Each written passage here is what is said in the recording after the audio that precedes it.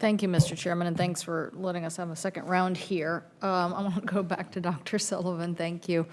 I think a lot of my colleagues are asking you questions because I think it shows the significance of a coastal economy to our nation. And I was able to ask you a little bit about the science and research you would be willing to put behind the shellfish industry. But I wanted to also ask you if you are committed to helping the industry grow. It's about more than 3,000 jobs in Washington State and about $270 million. And the reason I'm asking that is because one of the key issues is as the industry tries to make progress, and I always like to, the gooey duck industry, which is, phenomenal, costs nothing to grow practically, and it's outrageous what it sells for in Asia these days. So you can't even find gooey duck anymore in the Seattle market. That's how much the export is going overseas. But as these guys try to figure out how to grow, the oversight without NOAA's leadership has been left up to the Army Corps of Engineers, who basically says, I don't know how to figure this out. So will you commit to having NOAA play a leadership role in trying to define how the industry grows and overcoming these hurdles with the Army Corps of Engineers? Senator, we see tremendous potential in growing the aquaculture industry to help both preserve and protect jobs on and near the water and also contribute to the United States food security. Those are the underpinning points of our National Shellfish Initiative. We're working very closely, predominantly out of our Milford lab, but somewhat also out of our Seattle labs, on helping the industry develop new techniques, looking at more efficient, sustainable feeds, transferring that technology to industry, and to your last point, very much working to try to streamline the permitting process and make sure that's a clearer, easier path, and that the scientific expertise that NOAA can contribute to that is brought to bear. So you will commit to playing a leadership role then and not letting this just be Army Corps of Engineers gray area? There are, I believe, some jurisdictional issues that drive some of that, but we understand our role and take our role very seriously in helping lead on the development of aquaculture in the United States. Great, thank you.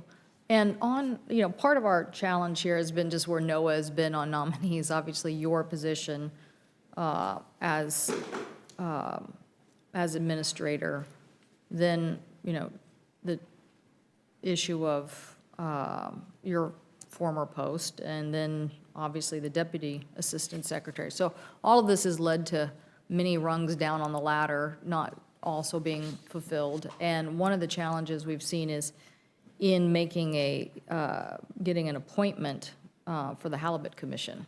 So this has been open for 2 years, and this has been a big challenge to move forward on policy and process. So I guess I'm asking you whether you'll commit to resolving that issue in a quick time period.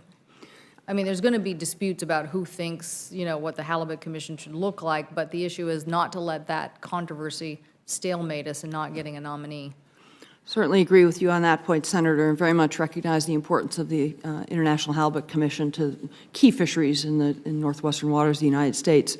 I do commit to working with you to make sure that moves in as timely a fashion as possible, and we will keep your staff closely informed of all updates that we get. Okay, and then I guess my last question, and again, thank you for answering all of these in detail, but again, it just shows you how critical this industry is to the Pacific Northwest. Will you use your leadership at NOAA to drive a targeted research for the at-risk species like Alaska king crab? And will you work to leverage some of the institutions that are already in place, like the Ocean Acidification Center at the University of Washington? Obviously, NOAA and the UW work very closely together, but what we're trying to do is leverage more of this research to move forward. We're very proud of what the Pacific Northwest has done on fisheries management issue. When I listen to my colleagues on the other side of the aisle, we are ahead in recovery and sustainability, but we want to keep moving, and obviously we have threats today. So will you commit to helping drive targeted research at these species that are at risk and using outside resources to help understand impacts? We certainly certainly value the partnerships we have with the University of Washington, Senator, and we need the range of talents and the diversity of views that our university partners like UW can bring to bear. So I do place quite a premium on working cooperatively with outstanding institutions in our states and regions. I'm not familiar with the finer points of the details of all of our fisheries research programs at this moment. If you will, I would ask to follow up with you on the question of species, targeted species research. Okay, well, I think what we're trying to, Senator Collins and I passed a bill out of this committee several years ago on climate adaptation, basically just saying to agencies, no matter what you think about the larger political issue of how the climate is changing, we have to have some adaptation policies. And I guess what I'm asking you is, as it relates to ocean acidification, what are the species at most risk, and what do we need to do?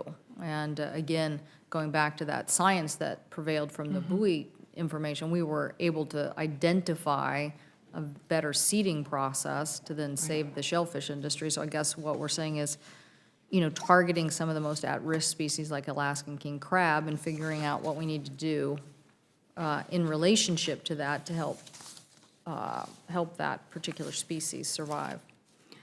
You've asked me a question beyond the level of detail that I normally operate at, Senator. Let me pledge to get back with you on that. Okay, all right. Thank you, Mr. Chairman.